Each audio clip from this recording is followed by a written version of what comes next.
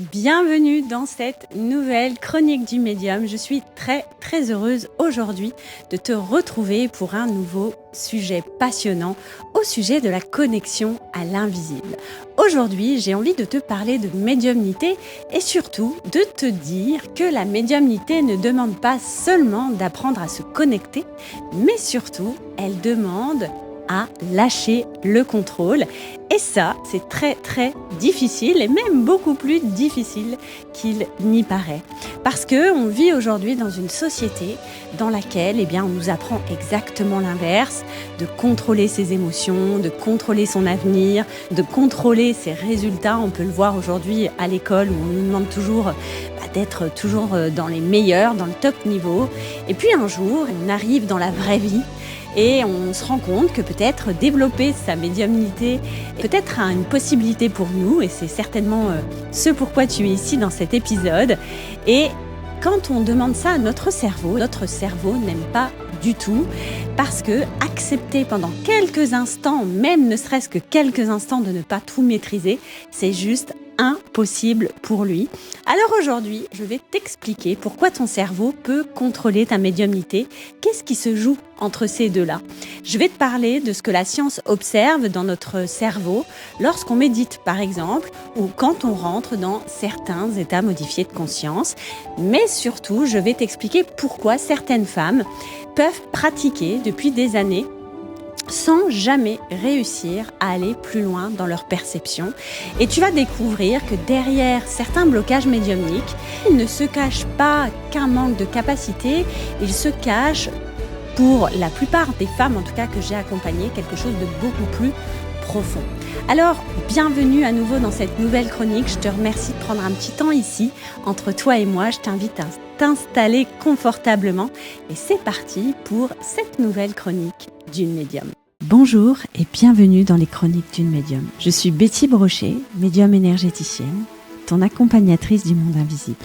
Dans ce podcast, je t'emmène au cœur de mes aventures extraordinaires, là où les esprits se manifestent et les âmes se transforment. Que tu sois novice, curieux ou praticien aguerri du monde invisible, chaque épisode est une fenêtre ouverte sur des expériences spirituelles captivantes et des transformations profondes. Je te raconte les histoires fascinantes de ma vie en tant que médium et les récits inspirants des transformations vécues par mes clientes grâce à leurs rencontres avec l'invisible. Laisse-toi porter par ces histoires intimes et vibrantes. Ensemble, explorons les dimensions cachées de notre existence et découvre ce monde extraordinaire qui peut tant nous apporter. Abonne-toi dès maintenant pour ne rater aucun voyage. Ouvre grand tes oreilles, tes yeux et toutes tes sensations. Le voyage commence maintenant. Bonjour à toi, j'espère que tu vas bien. Alors aujourd'hui, sujet important parce qu'il faut arrêter un peu de fabuler les amis. Soyons honnêtes et rationnels un petit peu dans ce monde de la médiumnité. La médiumnité n'est pas, comme vous le savez, c'est quelque chose que je dis toujours, n'est pas un don magique ni une petite baguette que t'ont posé les fées sur ton berceau. Et je crois personnellement, et encore une fois, tu n'es pas obligé de me croire, qu'elle dépend de notre capacité à entrer dans certains niveaux de conscience et donc de maîtriser notre cerveau à entrer dans ces certains niveaux de conscience. Et je sais que là, peut-être, certains vont être piqués parce que c'est pas quelque chose qu'ils ont habitude d'entendre, mais encore une fois, tu es ici pour apprendre, éveiller ta conscience et je suis très heureuse que tu continues ce chemin dans cet éveil et puis encore une fois, crois ce que tu as envie de croire et ouvre ton esprit critique simplement. Tu sais, quand j'ai commencé à développer mes capacités il y a une dizaine d'années, je pratiquais notamment des soins Reiki, je m'étais formée, j'étais maître Reiki à l'époque et à ce moment-là, je voulais avoir absolument des perceptions. Je voulais voir des défunts, je voulais ressentir des choses extraordinaires et je voulais qu'il se passe quelque chose de waouh, de fabuleux, quelque chose de paranormal. Parce que dans ma tête, être connecté à l'invisible, c'était forcément ressembler à quelque chose que j'avais imaginé, que j'avais vu dans les films, lu dans les livres. Et finalement, ce que j'attendais de la médiumnité, c'était directement lié aux croyances que j'avais sur cette connexion à l'invisible. Alors, par rapport à tout ça, eh bien, moi, je m'étais dit, si je suis médium, eh bien, je dois avoir certaines images, je dois recevoir certaines informations, et puis je dois vivre des expériences extraordinaires. Sauf que la plupart du temps, je vais être complètement honnête avec toi, eh bien, je ne voyais rien du tout pendant mes soins Reiki. Et pourtant, à chaque fois que je terminais un soin à une personne, même si moi je n'avais rien senti et rien vu, bien la personne me faisait des retours toujours ultra positifs. Elle me disait qu'elle avait ressenti des trucs extraordinaires, qu'elle se sentait différente et qu'elle avait vraiment vu quelque chose de se modifier dans la vie. Moi, à ce moment-là, j'étais très focalisée sur comment en fait je pouvais recevoir les choses, et si j'étais médium, c'était comme ça que je devais recevoir. Et donc, la plupart du temps, même si les personnes me disaient qu'elles avaient vécu des choses extraordinaires, moi j'étais déçue parce que moi j'avais pas vécu quelque chose d'extraordinaire. Et même si cette pratique m'apportait personnellement beaucoup de choses, il y avait toujours cette petite voix intérieure qui me disait « Ouais, mais bon, Betty, toi, tu vois rien du tout. Ok, il y a de la transformation, mais à l'intérieur de toi, il n'y a rien qui se passe. » Donc, je continuais parce que ma mission profonde, c'était quand même que ces personnes-là se changent, aillent mieux. Mais il y avait quand même cette petite frustration à l'intérieur de moi. Et puis, continuant mes soins énergétiques, un jour, une collègue vient me voir parce qu'elle venait de perdre son père assez brutalement. C'était vraiment un deuil très inattendu. Et elle me dit, Betty, j'aimerais bien que tu m'accompagnes en faisant des soins Reiki. Je sais que c'est quelque chose que tu fais. Est-ce que tu veux bien m'accueillir dans le deuil de mon papa parce que j'arrive pas à sortir de la tête de l'eau?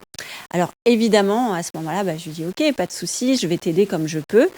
Et si je peux t'aider à aller mieux, vraiment, c'est tout ce que je souhaite.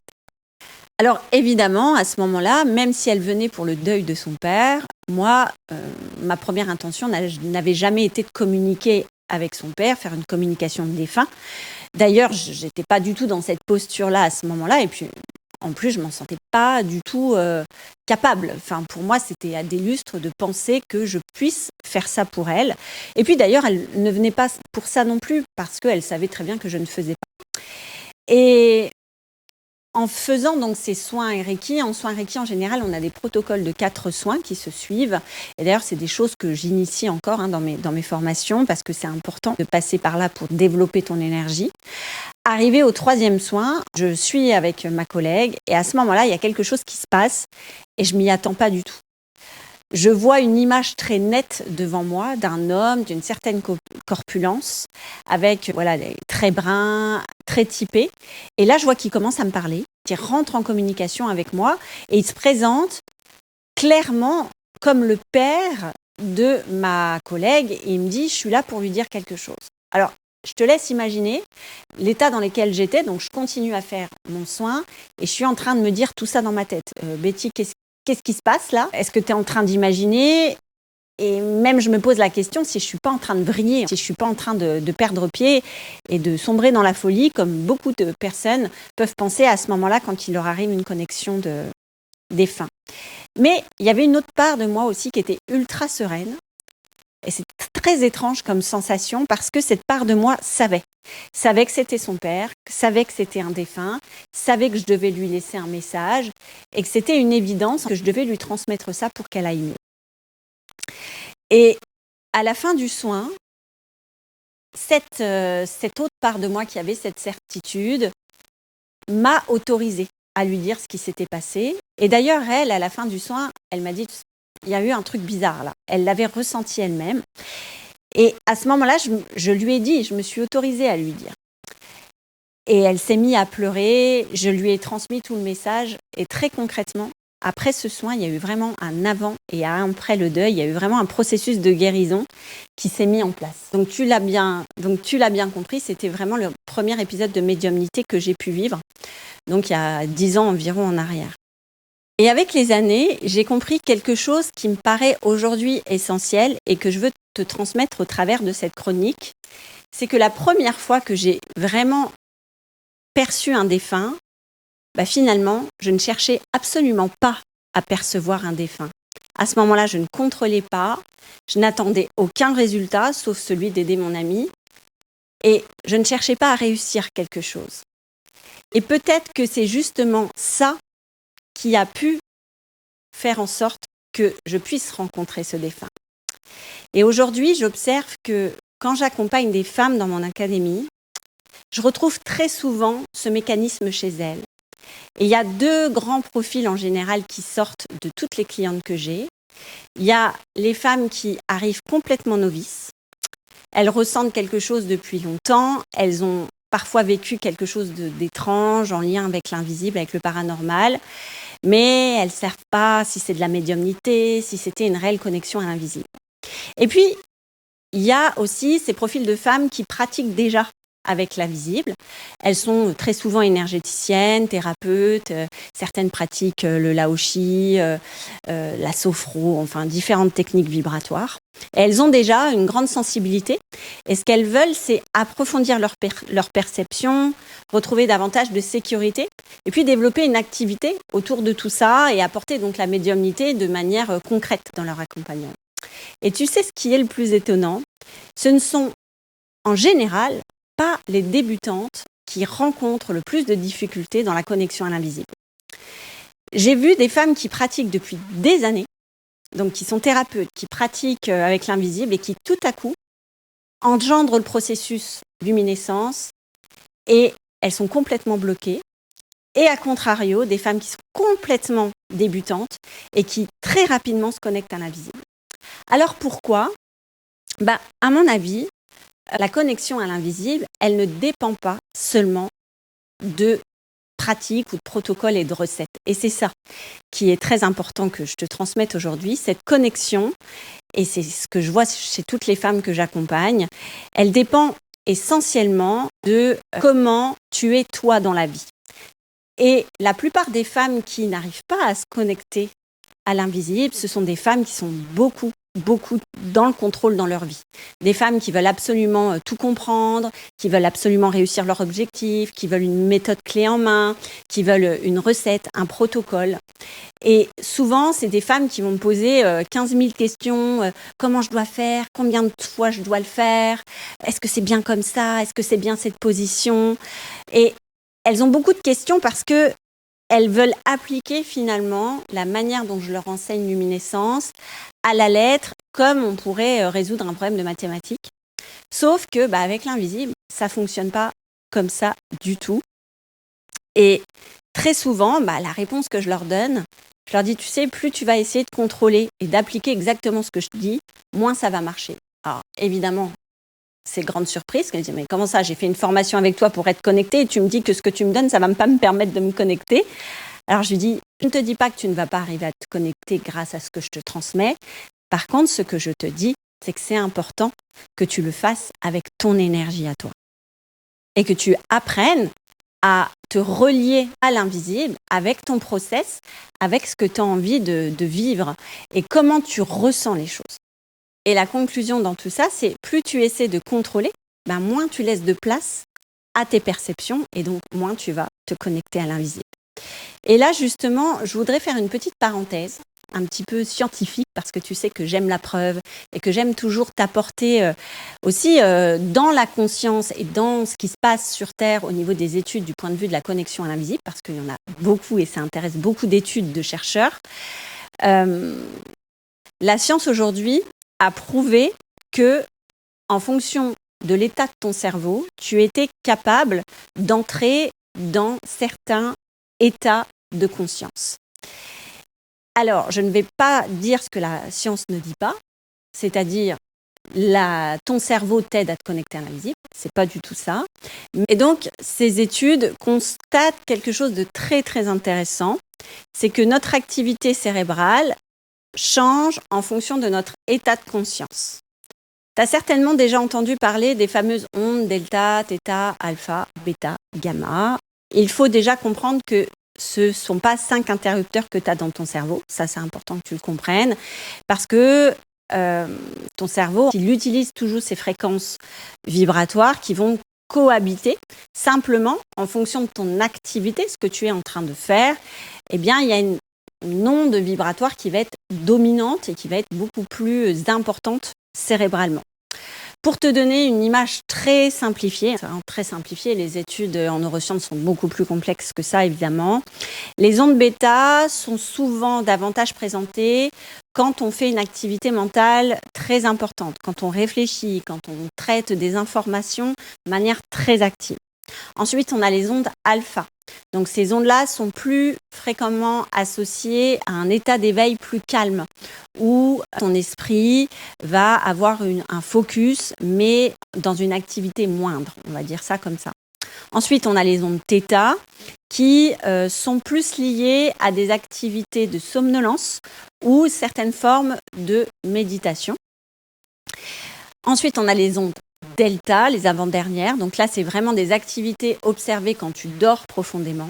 Et enfin, on a les ondes gamma qui sont des ondes qu'on a détectées quand on a justement des activités d'états modifiés de conscience et notamment les états de transe qu'on a pu étudier sur certaines études, notamment avec les études qui ont été menées avec Mathieu Ricard ou des études qui ont été menées sur des chamans où quand ils rentrent dans des états de transe, on voit apparaître à l'écran ces fameuses ondes gamma. Alors, évidemment, on ne va pas faire de raccourci gamma égale connexion à l'invisible, parce que là, ça serait encore une fois beaucoup trop simpliste. Mais ce que ça montre ici, et ça, moi, vraiment, ça me passionne beaucoup. J'aime vraiment toujours faire le lien entre ce qui se passe dans l'invisible et dans l'invisible, la matière, et ce qu'on ne perçoit pas. L'entraînement mental peut réellement être associé à des fonctions cérébrales mesurables. Et ça, c'est fou.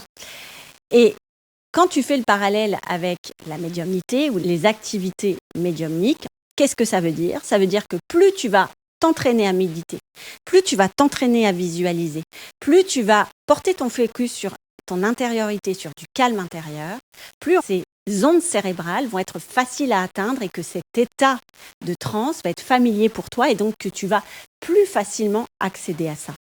Et c'est ça qui devient très fascinant, et c'est d'ailleurs comme ça que moi, j'ai entrepris de réaliser Luminescence, c'est que avant de te connecter à l'invisible, il y a un entraînement à faire au quotidien pour apprendre à être dans un état de calme profond. Et c'est comme ça que tu vas accéder à ces ondes gamma qui vont te mener à cet état de transe, qui vont te permettre de te connecter à des choses que tu ne perçois pas de manière naturelle. Donc, pour résumer, en lien avec ces études et puis aussi moi avec toutes les expériences que j'ai pu avoir et que je peux faire vivre à mes clientes, je dirais que pour accéder facilement à tes perceptions, il ne suffit pas de développer des protocoles, de suivre des protocoles à la lettre. Bien sûr, ça en fait partie. Mais ce qu'il faut, c'est surtout être capable de savoir changer d'état cérébral. Donc, évidemment, si ça ne se fait pas n'importe comment, je ne peux pas aller dans des états d'ondes gamma si je suis en train de répondre au téléphone, répondre à mes mails, répondre à mes clients. Ça demande toujours une implication, une préparation pour passer d'une onde θ, par exemple, à une onde gamma. C'est une évidence. Donc, quand tu vas devoir accéder à l'invisible, évidemment, il va y avoir tout un travail préparatoire en amont. Et c'est ça aussi, moi, que je t'enseigne dans Luminescence, c'est comment je passe d'un sas, comment je passe d'un état à un autre, quel sas je dois prendre. Et au final, c'est comme si petit à petit, tu apprenais à ton cerveau de connaître de mieux en mieux cet espace, qu'il peut y aller en sécurité, parce que c'est souvent une zone qu'il ne connaît pas, ces zones gamma. Et avec toute la sécurité qui est mise en œuvre autour de toi et avec cette habitude, tu vas y aller tranquillement et tu vas commencer là à avoir des perceptions. Alors, évidemment, il n'y a pas que ça dans ce travail de la médiumnité. Ça serait assez et même trop simple de se dire « Ok, j'ai des protocoles de connexion, donc en général qui sont basés sur je rentre en état de méditation et j'en sors en sécurité pour revenir dans mon corps. J'apprends à aller dans cet état d'onde cérébrale, les états gamma, et puis hop, ça se passe comme ça. » Alors, je suis honnête avec toi, évidemment, ça ne se passe pas comme ça et j'observe dans toutes les femmes que j'accompagne, malgré un travail où elles mettent en place des choses, parfois des femmes qui n'arrivent pas à se connecter. Et derrière tout ça, et c'est pour ça qu'il y a toujours un coaching individuel, en tout cas dans 2 formules qui sont proposées dans Luminescence, il y a généralement des peurs qui vous empêchent d'aller dans ces ondes gamma et qui vont bloquer le cerveau, dire « Ah non, non, tu vas pas ici ». Et c'est sur ces peurs-là qu'on va venir travailler, plus particulièrement en accompagnement individuel. Je me souviens d'une femme que j'ai accompagnée récemment dans Luminescence, qui illustre parfaitement cette situation de femme qui faisait tout vraiment très très bien, mais qui n'arrivait pas à se connecter à l'invisible. Alors, elle n'était pas du tout novice dans les pratiques énergétiques. Elle pratiquait le laoshi, différentes techniques vibratoires, la sophrologie. Vraiment une femme déjà très, très dans le système énergétique, vraiment très présente dans ce niveau-là. Et la médiumnité l'appelait, elle sentait que ça manquait en sa pratique, puis elle commençait à avoir aussi des signes. Et pourtant, malgré tout ce qu'elle mettait en place, elle n'arrivait pas à avoir de grandes perceptions, elle se sentait vraiment limitée, bloquée. Alors, évidemment, quand elle m'a dit « Betty, j'arrive pas, je sens que je suis bloquée, j'arrive pas à percevoir », ma première question n'a pas été « Ok, est-ce que tu mets bien les choses en place, est-ce que tu fais ce qu'il y a à faire ?» Ma question a été plutôt « Qu'est-ce qui t'empêche aujourd'hui ?» Et par mon coaching, par tous les accompagnements que j'ai pu faire, on a pu détecter qu'il y avait une grosse problématique avec sa maman depuis plusieurs années et qu'il y avait des choses qui l'a bloqué dans sa connexion à l'invisible avec sa mère, notamment sur qu'est-ce que ma mère va dire si je deviens cette médium, si je m'autorise à me réaliser ainsi. Et progressivement, on a compris que développer pleinement sa médiumnité pour elle signifiait que c'était aussi prendre des risques de devenir une femme que sa mère n'apprécierait peut-être plus. Et tu vois, comme on est loin de « je ne vois pas d'image, j'arrive pas à faire tes protocoles ». Là, on est dans ce questionnement « est-ce que je vais m'autoriser à devenir cette femme ?» Parce que tu as beau mettre en place des protocoles, apprendre à ton cerveau certaines choses, si au fond, tu as une peur profonde qui t'empêche d'aller là, tu n'iras pas. Et ces peurs, elles peuvent vraiment venir de partout, que ça soit un traumatisme dans l'enfance, du lien que tu as avec tes proches, et parfois aussi, parce que tu sais que tu es une âme, et je l'ai développé plein de fois ici, ça peut venir d'une vie antérieure, et notamment dans Luminescence, j'ai énormément de femmes qui ont eu des vies de sorcières, dites sorcières, tu sais très bien comment ça s'est passé, qui ont été jugées pour ça alors que c'était juste des femmes qui voulaient faire le bien autour d'elles, et donc l'âme a été traumatisée et a peur de se révéler encore une fois dans ce champ-là, par peur d'être tuée. Et donc en allant résoudre cette fameuse blessure d'âme que tu as déjà sans doute entendu parler, on va aller remettre de la paix avec cette connexion avec l'invisible, avec cette image de guérisseuse, pour justement que la personne puisse s'autoriser. Et très très souvent, quand on travaille sur la peur, c'est là que ça se déclenche et c'est là que la femme commence à avoir vraiment de grandes intuitions. D'une part parce qu'on a travaillé sur le traumatisme et puis inévitablement, ça devient facile pour elle parce qu'elle se connecte à quelque chose qu'elle sait déjà, que l'âme sait déjà faire. Et là, en général, c'est un flot de connaissances qui arrive, c'est des images assez incroyables et un gros déblocage.